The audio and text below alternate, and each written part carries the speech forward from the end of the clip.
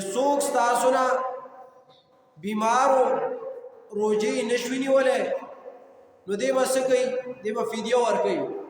خو لومبې د قرآن حکم دا دی چې څوک بیمارو او دا بیماري داسې وه چې دی امکان د جوړېدلو لرو نو دی خو به بیا فعدة من ایام اخر دی په نورو ورځو کې روجې نیسي چې کله روغ شي. خو چې داسې مرض کې دی چې بیا د جوړېدو امکان نشته نو فدیه ده.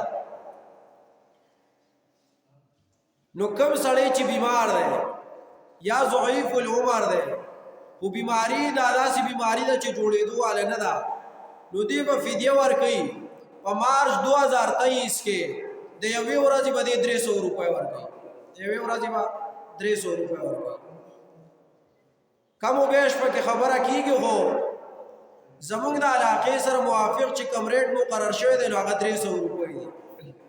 اگر چې بعضی علاقوں کې 320 دی، بعضو کې 350 دی او په بعضو کې 250 دی، په بعضو کې 280 دی. زمونږ د علاقې موافق 300 روپۍ به ورکولی کېږي د یوې روجې. د یوې میاشتې د روجې فدیه راله 9000 روپۍ. 9000 روپۍ به ورکوي دی هغې سړي له چې په خپله صاحب نصاب نه دی، صاحب نصاب له به نه ورکوي. چې داسې یو کس دی چې د هغه سره 1,15,500 روپۍ دي دی په خپله صاحب نصاب ګرځېدلی یا د ده سره د 1,15,500 روپو مال دی د تجارت یا ورسره د خرڅ لپاره پلاټونه دي، ځمکې دي د خرڅ د ځان د کروندې یا د کور نه، یا ورسره کور کې سیواګیری سامان دی چې کال کې دی نه استعمالي د 1,15,500 روپو دی. نو دی به څه کوي؟ دی به داسې سړي له فدیه نه ورکوي. دا چې دی نو صاحب د دی نه دی چې دی واخلي، دی په خپله صاحب نصاب دی.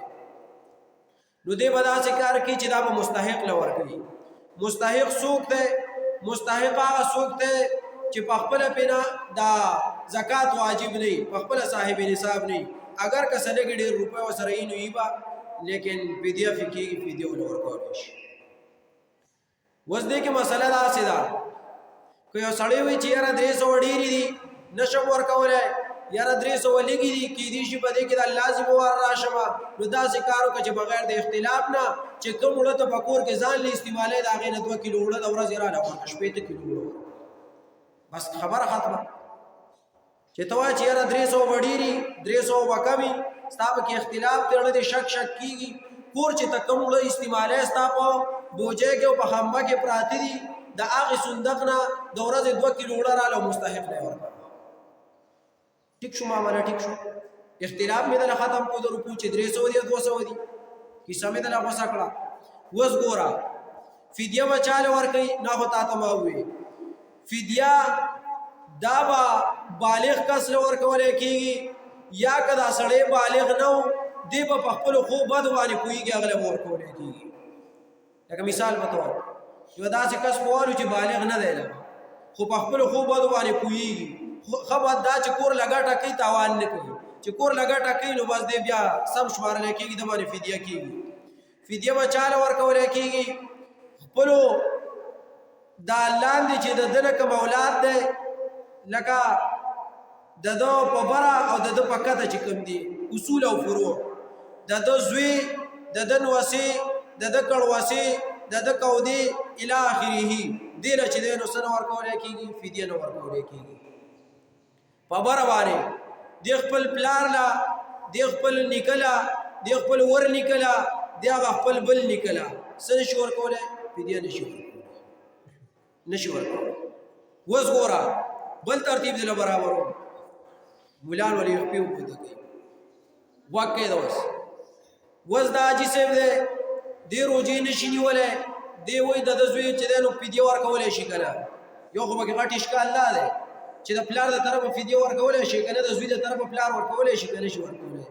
نو د پلار د طرفه زوی فدیه ورکولی شي، خو د دې دا زوی چې فدیه ورکوي نو د دې پلار ښځې له ورکولی شي که نه، خپلې مور له ورکولی شي که نه، خپلې مور له فدیه ورکولی شي د روجې که نه. نو خپلې مور له دا فدیه نه شي ورکولی، هو بل یو لار پکې راوځي دا زوی د خپلې ښځې له ورکوي، د سړي ګور له دې ورکوي، سړي ګور له دې څه کړي؟ فدیه ورکوي.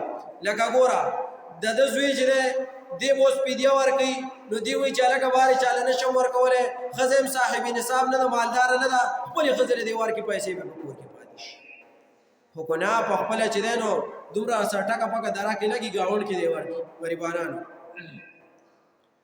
نو فدیه به په دې طریقه باندې ورکوي یو غټه اختلافي مسله ده چې دا فدیه چې ورکوي نو دا به هره ورځ ورکوي که نه دا به څه کوي دا به په یو ځای باندې ورکوي نو صحیح خبره دا ده غوره خبره دا ده چې څه وکړي دا فدیه 10 کسانو له ورکړي دا فدیه 10 کسانو له ورکړي او ښه خبره دا ده چې خوراک پې وکړي سهار او ماښام یو پېشمني او یو ورله افطاري وکړي سحري او افطاري ونه وکړي دا ښه طریقه ده چې دغسې ونه شوه 10 کسان هم تا غریبانان ونه مونتو یو سړی دی غریب دی ډېر بې هیڅ چېرته ده ټاکې دره کې نه لګي دا 9000 روپۍ راواله په یو ځای وله ورکړه ذمه به دې فارغ شي ذمه به دې فارغه شي لیکن ښه خبره ده چې 10 کسانو له ورکړي او که چا یو کس له ورکړه ذمه یې فارغېږي اگر چې زمونږ د اهل حدیثو پکې غټ اختلاف دی هغوی یو له به یې نه ورکوي مونږ وایو نه که یو له ورکړه نو ذمه یې فارغېږي